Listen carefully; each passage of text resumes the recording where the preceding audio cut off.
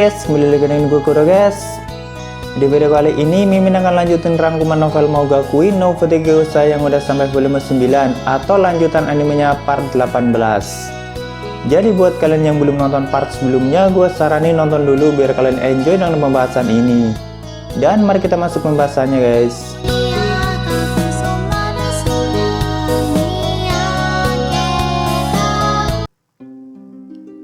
Di rangkuman sebelumnya kita sudah melihat ingatan Sasa tentang Abernethy, tapi itu juga belum semuanya guys. Sasa masih merasa kalau dirinya mempunyai ingatan yang lain yang mungkin ada hubungannya dengan Militia. Saat ini mereka masih berada di ruang paling bawah Del Sogade. Mereka semua juga sudah melihat Anos yang membuat janji pada Abernethy, tapi di sini Sasa tidak menagih janjinya pada Anos karena Anos memang tidak mengingat janji itu. Pengertian dia guys. Misa dengan polosnya menanyakan apakah saat ini Sasa juga masih merasakan hal yang sama atau masih mencintai Anos. Walaupun Sasa sempat malu-malu, tapi akhirnya dia menunjukkan tekadnya kalau dia masih merasakan hal yang sama atau sangat mencintai Anos. Tapi dulu cinta yang dimaksud Anos mungkin adalah hal yang lain guys. Misalnya Anos jika ditanya cinta sama Sasa mungkin dia akan bilang iya. Tapi ditanya cinta sama teman-temannya mungkin juga iya. Ini cuma pendapat Mimin sih setelah memahami bagian ini. Makanya pas Anos diminta untuk mencintai Abernethy sepenuhnya, Anos nggak bisa. Soalnya dia juga mencintai teman dan bawahannya. Tapi nggak tahu juga, soalnya di sini Anos nggak menjawab pertanyaan cinta dari Sasa. Dia hanya tersenyum senang. Walaupun sudah bereinkarnasi menjadi iblis, Sasa tetap membawa perasaannya pada Anos. Anos jadi berpikir kalau seandainya Militia sudah bereinkarnasi, bisa saja dia juga membawa perasaannya ke reinkarnasinya yang sekarang, atau masih menyukai Anos. Dan orang yang paling mendekati itu semua adalah Misa Necron, karena Misa dari awal sudah menyukai Anos tanpa sebab. Itu sudah menjadi bawaan Misa dari dulu. Tapi cintanya Misa atau Militia juga bukan cinta sepasang kekasih, paham ya guys? Militia atau Misa memang benar-benar menyukai Anos, tapi tidak untuk seorang kekasih. Tapi kalau sukanya Sasa emang untuk seorang kekasih. Di sini Misa Necron menanyakan pada Anos, apakah mungkin dirinya benar-benar Militia? Anos mengiyakannya, itu sangat mungkin. Kalau soal Militia, jelas Anos sangat memahaminya. Setelah itu, Sasa masih terus berkeliling di sana untuk mencari petunjuk lain. Oh ya, tidak semua pesan coretan yang Abernethy buat itu sebelum Anos membuat dinding dunia guys. Jadi ada sebagian coretan yang Abernethy buat setelah Anos tidak ada atau belum bereinkarnasi ke masa sekarang. Karena setelah Abernethy benar-benar disatukan dengan Del Sogade kan otomatis wujudnya sebagai Abernethy sudah tidak ada. Hanya sebagian kesadarannya yang masih tersisa di Del Sogade sebelum bereinkarnasi sebagai Sasa. Nah, pada saat itulah Abernethy sempat meninggalkan pesan di dinding Del Sogade yang ditunjukkan untuk Anos atau Sasa di masa depan atau masa sekarang. Setelah berkeliling lagi, akhirnya Sasa mengingat kalau dia meninggalkan coretan di gerbang ilahi yang ada di Del Sogade. Ternyata sebelumnya terdapat gerbang ilahi yang terhubung dengan ruang bawah tanah. Anos juga baru tahu kalau ada gerbang seperti itu di sana. Tapi gerbang ilahi atau gerbang dewa itu tidak semuanya terhubung ke alam yang sama guys. Kalau gerbang dewa yang sebelumnya dibuat dewa perang itu jelas terhubung ke alam dewa yang bernama langit biru.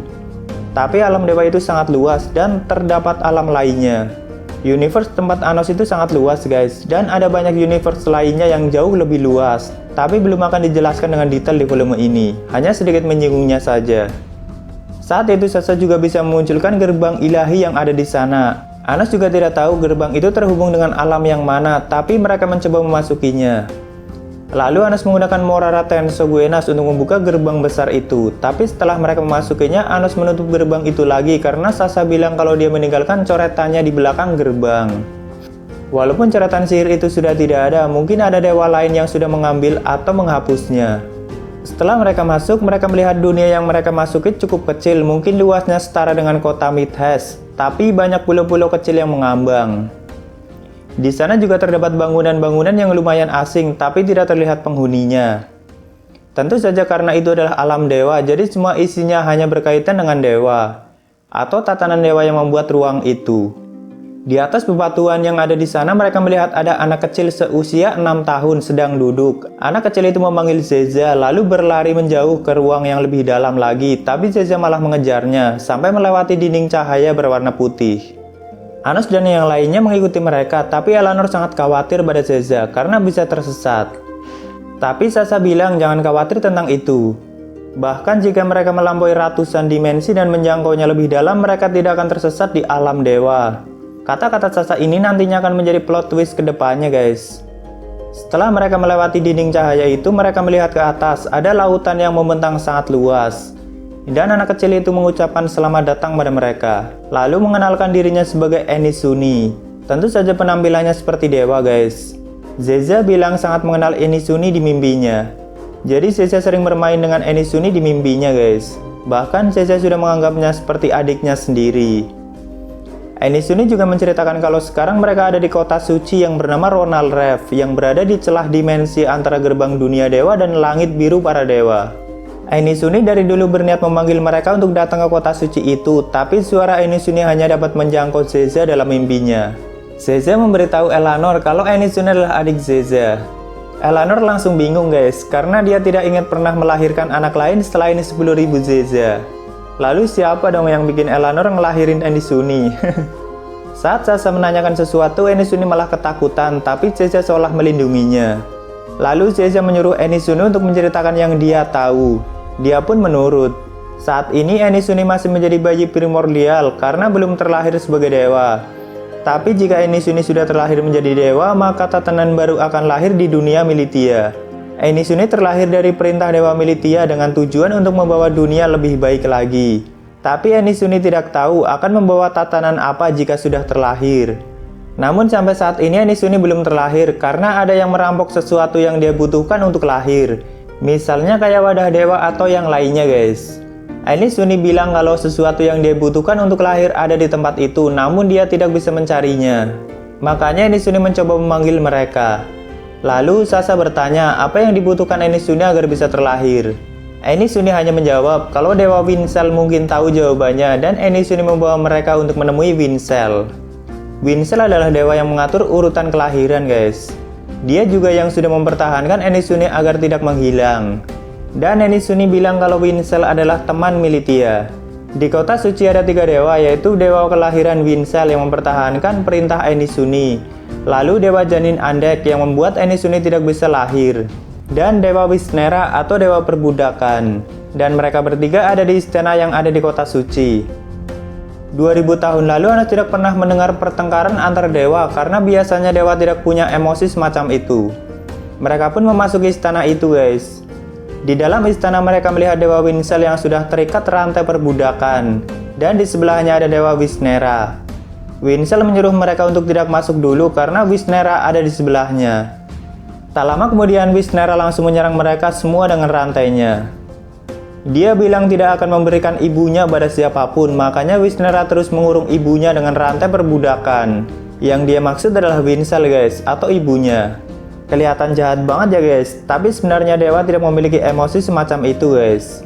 Nanti kalian akan tahu alasan Wisnera mengikat ibunya. Di sini Wisnera terus menyerang mereka dengan rantai dewanya. Sasa, Misanekron, Zeza, dan Eleanor terus menghancurkan rantai itu, tapi rantai Wisnera terus keluar dari tubuh dewanya. Bahkan rantai itu bisa mengikat akar dan kekuatan mereka. Lalu Anas mencoba mengeluarkan jira dengan skala besar untuk memotong semua rantai Wisnera. Tapi rantai itu malah semakin banyak dan berubah menjadi penjara besi yang mengurung mereka semua. Anos lalu bertanya, apakah rantai itu juga bisa mengikat dirinya sendiri? Wisnera dengan percaya dirinya bilang kalau rantai perbudakan bisa mengikat semua hal di dunia ini, karena itu adalah tatanannya. Lalu Anos membiarkan Wisnera mengikat akar Anos, tapi seketika rantainya langsung hancur dan Wisnera kesakitan dan bingung. Lalu Anos membengkokkan penjara itu dan mendekati Wisnera. Setelah itu Anos menggunakan rantai yang keluar dari tubuh Wisnera untuk mengikatnya. Anos mengikat semua tubuh, akar, kekuatan, dan indranya. Rantai Wisnera memang bisa digunakan untuk mengikat apapun guys. Lalu Anos menghancurkan rantai yang mengikat Dewa Winsel. Wisnera dan Winsel itu cewek guys, cuma penampilan Wisnera masih kayak bocah berusia Zeza. Dan Winsel seperti ibu-ibu yang sudah berumur. Tentu saja umur tidak mempengaruhi penampilan para dewa guys. Saat itu Winsel merasa sangat senang karena untuk pertama kalinya dia bertemu dengan Raja Iblis Anos yang menjadi harapan Militia. Winsel juga mengenalkan dirinya sebagai salah satu dari 4 dewa yang mengatur ketertiban, prinsip dasar, dan kelahiran. Dan Winsel lah yang memiliki perintah kelahiran. Dia bilang mungkin baru kali ini Raja Iblis mendengar tentang 4 dewa. Anos bertanya apakah perintah Winsel mendekati perintah Militia. Winsel bilang itu masih jauh dari perintah Dewa Pencipta yang bisa menciptakan dunia. Dia hanya mengatur urutan kelahiran. Tapi untuk 3 dari 4 dewa lainnya belum disebutkan di sini guys. Winsel dipercaya oleh Militia untuk melahirkan tatanan baru yang baik pada dunia, yaitu Eni-Suni. Jika Eni-Suni lahir, maka tatanan baru akan terlahir ke dunia, tapi itu adalah tatanan yang seharusnya tidak ada atau murni keinginan Militia sendiri. Makanya dewa yang tahu itu akan tetap menghalangi kelahiran Eni-Suni, karena dewa hanya mengikuti ketertiban dunia. Tapi Winsel berbeda dari dewa lainnya dari segi emosi. Winsel memiliki emosi yang tidak seharusnya dimiliki oleh para dewa. Dia berani menentang ketertiban demi memenuhi keinginan Militia, yaitu melahirkan Eni-Suni. Namun Dewa Andek yang merupakan satu sisi dari kelahiran menentang itu, karena Andek hanya mengikuti aturan atau seperti dewa pada umumnya guys. Jadi gini guys, Eni-Suni itu membutuhkan 3 hal untuk bisa terlahir, yaitu wadah, jiwa, dan akar dewa. Nah, yang mempunyai tatanan ketiga hal itu adalah Winsel dan Andek. Namun Andek menentang kelahiran Eni-Suni. Winsel dan Andek itu mempunyai satu tubuh yang sama, tapi kesadaran mereka tidak bisa keluar sekaligus. Sederhananya seperti 2 sisi dalam satu koin guys. Makanya Wisnera selalu mengikat tubuh Winsel agar Andek tidak bisa keluar dan Winsel tetap ada di sisinya. Dan Eni-Suni tetap bisa dipertahankan dengan kekuatan Winsel. Jadi Wisnera itu sebenarnya sangat baik guys. Militia menciptakan Eni-Suni setelah Anos membuat dinding dunia, makanya Militia dulu selalu di bumi setelah Anos mengorbankan diri. Karena sebagian kekuatan Militia digunakan untuk menciptakan tatanan Eni-Suni dan membuat dunia kecil yang Eni-Suni tinggali saat ini. Dinding dunia yang Anos buat dulu itu sangat kuat, sampai para dewa tidak bisa memasuki bumi atau keluar dari bumi. Makanya sebelumnya Dewa Perang sampai membuat gerbang dewa untuk memasuki bumi. Anos bertanya pada Winsel, apakah yang bisa Anos lakukan untuk membantu membuat Eni-Suni terlahir? Winsel bilang kalau di kota suci dipenuhi dengan tatanan milik Andek dan Winsel. Jadi sebenarnya semua yang dibutuhkan Eni-Suni untuk lahir ada di tempat itu. Tapi Dewa Andek pasti tidak akan membiarkannya, karena sebentar lagi Andek pasti akan keluar setelah rantai Wisnera dibuka. Walaupun membutuhkan waktu, tapi Winsel berpesan pada Anos, jika Andek terbangun, Anos tidak boleh membunuh Andek. Karena jika Andek mati, maka Eni-Suni tidak bisa lahir, soalnya Dewa Andek yang memiliki tatanan janin atau wadah. Tapi Anos bilang akan mencari ketiga syarat yang diperlukan, dan jika Andek terbangun, Anos akan berusaha membujuknya. Anos akan melakukan apapun untuk memenuhi keinginan Militia. Jadi di kota suci ada banyak bangunan dan pulau terbang guys. Dan setiap bangunan di pulau itu dipenuhi dengan wadah, jiwa, dan akar. Jadi Anos akan mengumpulkan ketiga hal itu yang cocok dengan perintah Eni-Suni. Anos menyuruh Sasa dan Misa Nekron untuk menjaga Winsel jika Andek terbangun. Anos juga memberitahu Winsel untuk mengobrol dengan Misa Nekron seperti sedang mengobrol dengan Militia. Winsel dan teman-teman Anos sedikit bingung dengan kata-kata Anos. Lalu Anos, Selanor, Zeza, dan Eni-Suni berkeliling dunia kecil itu untuk mencari wadah yang cocok. Saat itu Sasa menanyakan seperti apa Militia di mata Winsel. Winsel menceritakan semua yang dia tahu dari Militia. Militia adalah dewa yang sangat mencintai dunianya, dia juga tidak pernah berhenti untuk mengawasinya. Militia mempunyai mata ilahi yang bisa melihat semua isi dunia dari manapun. Bahkan dari hal terkecil pun Militia bisa melihatnya dari alam dewa yang sangat jauh. Suatu ketika Winsel pernah bertanya pada Militia, kenapa dia terus saja memandangi dunianya. Militia bilang kalau dunianya masih jauh dari sempurna. Konflik perang masih ada di mana-mana. Bagi para dewa pada umumnya itu adalah hal yang diperlukan di dunia, tapi bagi Militia berbeda. Militia adalah dewa yang sangat berbeda dari dewa lainnya guys. Dari situlah Winsel akhirnya belajar apa itu kasih sayang, penderitaan, dan sebagainya. Sampai akhirnya Winsel dianggap sebagai dewa yang menyimpang dan dibenci oleh saudaranya yaitu Andek. Karena memiliki emosi yang seharusnya tidak dimiliki oleh para dewa. Pada saat itu Militia masih saja memandangi dunianya, tapi kali ini pandangannya berbeda. Karena dia akhirnya menemukan harapan yang dibutuhkan untuk dunianya yaitu Anos Voldigod. Dia terus mengawasi Anos yang merupakan inkarnasi tidak wajar dan bisa menjungkir balikan perintah dewa. Militia sempat berpikir untuk memusnahkan semua dewa di dunianya lalu membuat dunia baru untuk Anos Voldigod. Tapi mungkin itu bukan keinginan Anos Voldigod. Dari sini kita tahu kalau Militia benar-benar menyayangi Anos dan dunianya guys. Sampai akhirnya Militia turun untuk menemui Anos dan bekerja sama untuk membuat dunia lebih baik. Salah satunya adalah memisahkan 4 ras atau membuat dinding dunia yang menghalangi para dewa untuk ikut campur. Jadi ide membuat dinding dunia adalah ide Anos dan Militia guys. Dewa-dewa yang sudah ada di bumi akan tetap di bumi, namun dewa yang di dunia luar tidak bisa ikut campur. Walaupun dinding dunia sekarang sudah melemah dan para dewa mulai bisa masuk. Tapi tetap saja kedamaian yang Militia dan Anos buat belum sempurna karena dengan cara yang dipaksakan. Misalnya merebut tatanan kehancuran Aberneu, itu adalah cara yang memaksa. Kehidupan yang seharusnya mati jadi tidak bisa mati, makanya dewa konsistensi sampai turun ke dunia bawah dan membuat God Selection. Militia akhirnya menemukan cara baru untuk melengkapi kedamaian sejati, yaitu membuat perintah baru atau melahirkan Enisunni ke dunianya. Setelah mendengar cerita Winsel panjang lebar, akhirnya Sasha mendapat ingatan yang entah dari mana. Kita kembali ke masa lalu lagi, tepatnya setelah Anos membuat dinding dunia. Pada saat itu di Danau Semi yang ada di Gairadit ada dewa surgawi Nosgalia yang menunjukkan sosoknya. Sosok Nosgalia itu aslinya agung banget guys. Dia mempunyai rambut emas, sayap cahaya, mata ilahi yang bersinar merah. Saat itu dia turun ke dalam danau dan air danau langsung memberikan jalan padanya. Lalu dia masuk ke dalam kuil suci yang ada di danau itu atau tempat Elanor dulu guys. Waktu itu dia membuat kesepakatan dengan Jerga dan memisahkan akar Jerga menjadi Diego dan rahim ibu Elanor. Dia juga yang membuat 10.000 Zeza dari rahim ibu Elanor dan menerapkan perintah untuk menghancurkan Raja Iblis nantinya. Dari sini bisa disimpulkan gak sih guys, kalau yang menghamili Elanor adalah Nosgalia. Bercanda guys. Pada saat itu juga bulan penciptaan muncul di langit dan Militia turun ke tempat itu. Militia bilang kalau perintah dewa yang hanya menyakiti satu orang itu salah. Tapi Nosgalia bilang kalau rencana dewa itu mutlak. Dia selalu mengucapkan kata-kata seperti itu guys. Apa-apa itu mutlak bagi dia. Jadi apapun yang dia lakukan itu selalu benar, kata Nosgalia.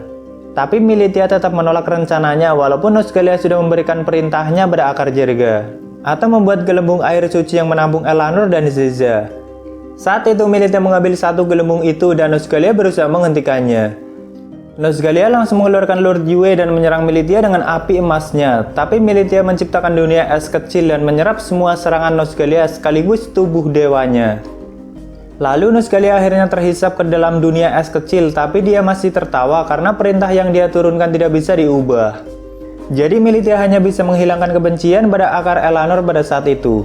Lalu Militia membungkus kejadian itu dan memasukkannya pada ingatan Sasha. Anos dan semuanya juga sudah melihat ingatan itu. Secara tidak langsung Militia memberitahu kalau rahim ibu Elanor itu terdapat kekuatan dewa yang bisa membantu melahirkan Enisunni. Di sisi lain Anos, Elanor, Zeza, dan Enisunni sudah menemukan wadah yang cocok untuk Enisunni. Anos menggunakan petunjuk yang diberikan oleh Militia, jadi Anos meminjam rahim ibu Elanor untuk memasukkan wadah itu ke dalam rahimnya. Tapi bukan ke rahim yang itu guys. Tentu Elanor menggunakan gelembungnya. Lalu mereka juga menemukan akar dan jiwa yang cocok di tempat lain. Jadi semua yang dibutuhkan Enisunni untuk terlahir sudah terkumpul semuanya. Sebenarnya ada rintangannya saat Anos mengambil wadah itu, tapi gue skip aja soalnya cuma pertarungan kecil. Anos cukup menjentikan jarinya guys. Seperti penjaga-penjaga yang melindungi kota suci atau kekuatan dari tatanan Dewa Andek. Karena Anos kan mengambilnya tanpa sepengetahuan Andek. Tapi saat itu keadaan Elanor telanjang karena berada di gelembung air suci. Kedua kalinya Anos menatap langsung tubuh Elanor yang telanjang. Di waktu yang bersamaan terdengar suara ledakan dari istana atau tempat Sasha dan Misa Necron. Anos mencoba menggunakan mata ajaibnya melalui Sasha dan Misa, tapi terlihat gelap. Mungkin mereka sudah pingsan. Lalu Anos langsung melompat sampai ke istana yang sudah runtuh karena pertarungan mereka. Pada saat itu Anos melihat Dewa Andek yang sudah terbangun. Saat Dewa Andek terbangun, dia memiliki penampilan yang berbeda dari Winsel, walaupun mereka satu tubuh. Kalau ini penampilannya agak nakal guys, tapi menarik kayaknya. Andek tidak akan membiarkan Enisunni terlahir, makanya dia langsung menyerang Elanor yang masih jauh menggunakan benang dewanya. Dia mempunyai benang dewa yang bisa menciptakan binatang dewa seperti elang, serigala, atau yang lainnya, seperti yang Anos hadapi sebelumnya. Tapi saat itu Anos langsung memotong benangnya.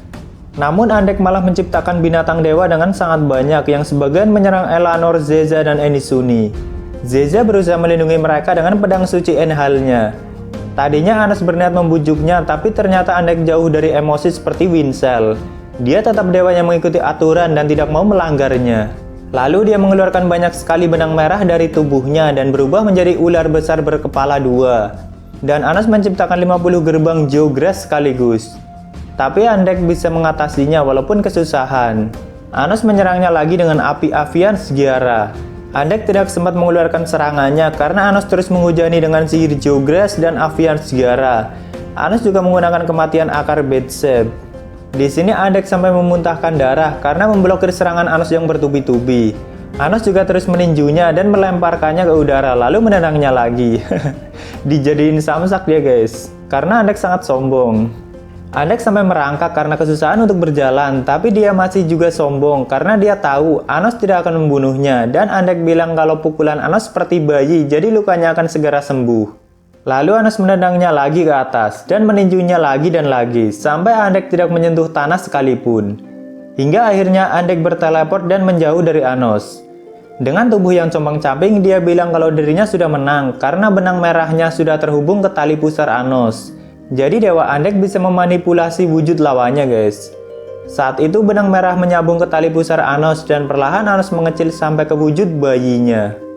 Tapi kekuatan yang sangat mengerikan malah keluar dari tubuh bayi Anos dan menciptakan bayangan iblis bertaring dan mempunyai cakar. Anos bilang kalau di tubuh bayinya Anos tidak pintar menekan kekuatannya, jadi mungkin akan ada yang bocor dari sebagian kekuatan Anos. Dan jika kekuatan itu sampai menyerang dunia kecil ini bisa hancur. Kekuatan yang keluar dari tubuh bayi Anos membentuk lengan yang besar dan mengarahkan pukulannya pada Andek. Tapi Anos menghentikannya sebelum mengenai Andek. Angin dari pukulan itu sampai menghempaskan bangunan sekitar dan Andek jatuh tak berdaya. Anos menyuruh Andek untuk mencabut penolakannya pada kelahiran Enisuni dan mengeluarkan Wincel. Tapi Andek tetap kekeh dan tidak akan melanggar perintah dewa.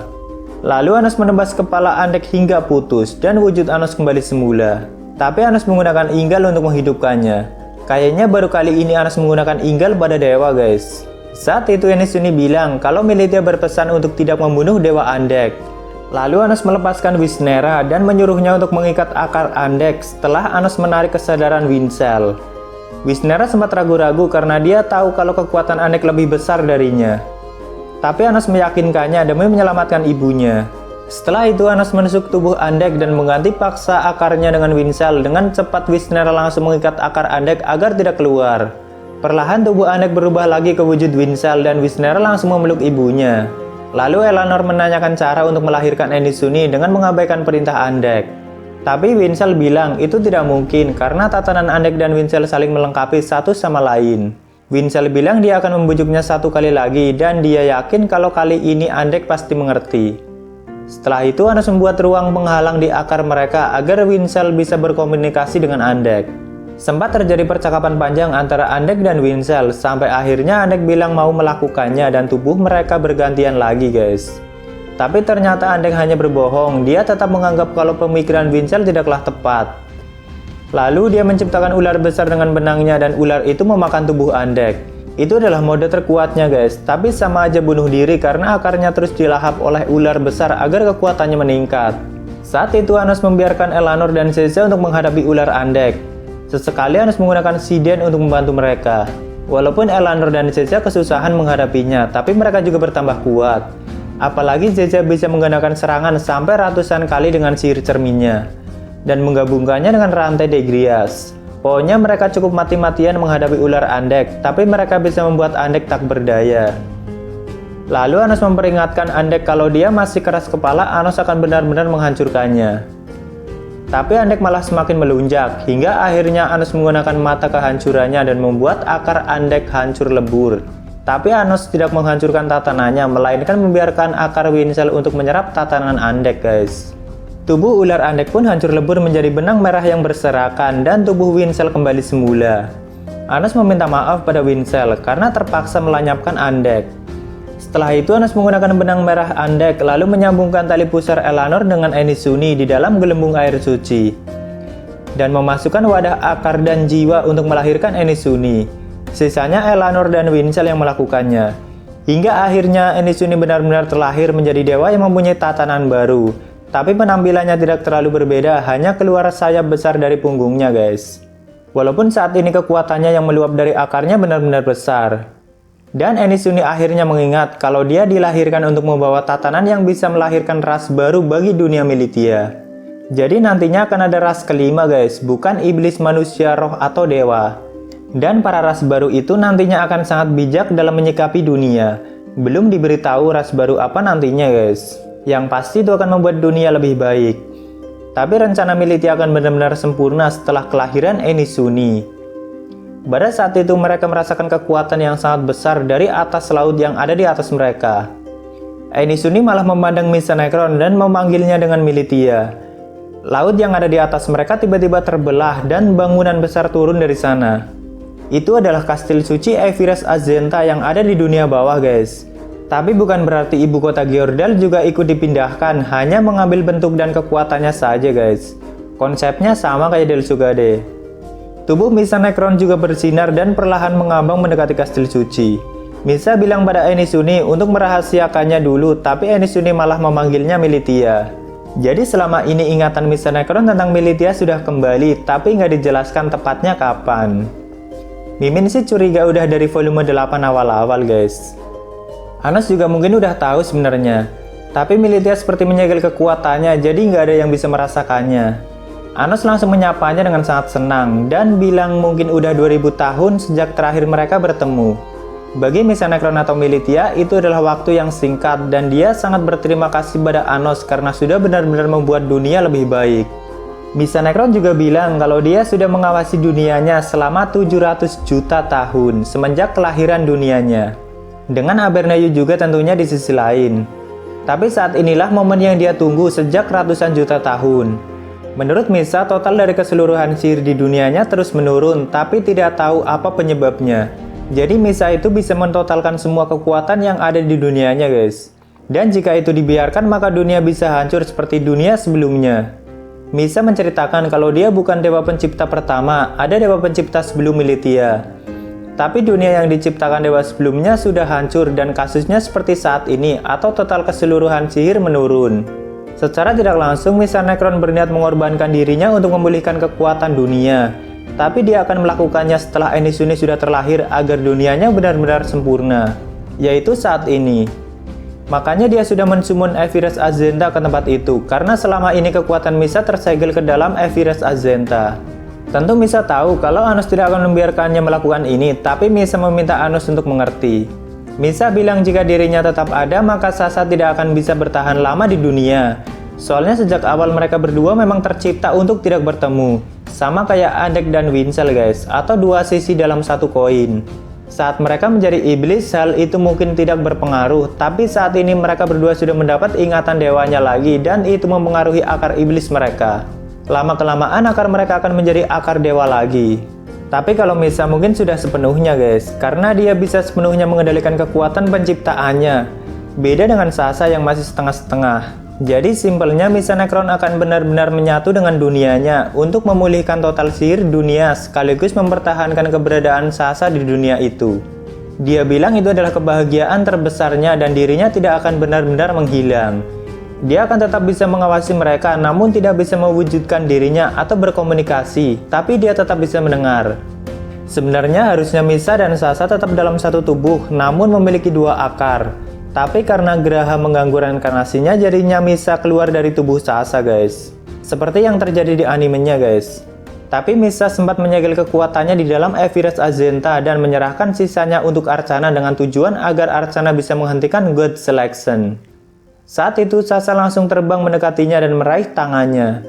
Sasha bilang tidak akan membiarkannya melakukan itu. Sasha tidak akan menerima kebahagiaan seperti itu. Tapi Misa meyakinkan Sasha kalau itu sudah menjadi keinginannya sejak ratusan juta tahun lamanya. Lalu Misa mengembalikan Evirus Azenta ke wujud semulanya, yaitu bulan penciptaan yang sangat besar. Tentu ukuran dan kekuatannya benar-benar berbeda dengan bulan milik Arcana guys. Tapi saat itu Anos juga mensummon Del Sugade untuk menghentikan rencana Misa Necron. Karena bulan penciptaan sudah mulai menyatukan kekuatannya dengan dunia. Namun Anos bisa sedikit menghentikannya dengan kekuatan Del Sugade dan bulan penciptaan kembali ke wujud Evirus Azenta. Anos bilang dirinya sudah sangat senang karena akhirnya Militia berada di sisinya lagi, jadi Anos tidak akan membiarkan Militia pergi. Namun saat itu Misa Necron menciptakan dunia es dan memindahkan mereka semua ke sana. Tapi Anos juga menciptakan memori kebersamaan mereka selama ini di depan Misa. Anos meminta Misa untuk tidak pergi dan Anos akan memikirkan cara apapun nantinya untuk menyelamatkan dunianya dan membuat Sasa atau Misa tidak menghilang. Misa mengingat lagi 7 bulan kebersamaannya dan meneteskan air mata, lalu Sasa langsung memeluknya. Jadi sampai di volume ini pertemuan Anos dengan Misa Necron itu udah 7 bulan guys. Belum ditambah kebersamaan Anos dengan Militia dulu. Dan umur Misa Necron ternyata udah 700 juta tahun, gila gak sih? Sampai akhirnya Misa memilih untuk menyerah dan tetap bersama mereka. Tapi tiba-tiba lautan yang ada di atas mereka terbelah, lalu terbuka gerbang yang sangat besar, dan Delsogadet sekaligus Evirus Azenta tersedot ke dalamnya. Mereka juga sempat melihat langit biru yang ditinggali para dewa di balik gerbang itu. Tidak ada yang tahu sosok seperti apa yang bisa memindahkan Delsogadet sekaligus bulan penciptaan bersamaan. Karena gerbang itu langsung tertutup kembali, Anos menyuruh Elanor dan Sese untuk kembali ke bumi dan memberitahu Sin tentang masalah ini. Sementara Anos, Sasa, dan Misa Necron akan terbang memasuki alam dewa untuk mencari tahu apa yang terjadi. Dan cuma sampai situ untuk volume 9-nya guys, karena itu udah gue gabung sama epilognya. Jadi kelanjutannya udah pasti di volume 10 nanti. Misa Necron itu keren banget ya guys. Sampai sekarang gue masih mengagumi sosok Misa atau Militia, tapi bukan berarti gue nggak suka sama Sasa guys. Mereka sama-sama Joss Gandos lah pokoknya. Oke, mungkin segitu dulu untuk rangkuman kali ini. Jika ada yang kurang pas atau masih bingung dengan pembahasan ini, kalian bisa komen di bawah. Silahkan subscribe biar nggak ketinggalan pembahasan lainnya. Like jika kalian suka dengan video ini dan dislike jika tidak suka tidak apa-apa. Thank you yang udah mampir, sampai ketemu di video berikutnya. Salam guru guys.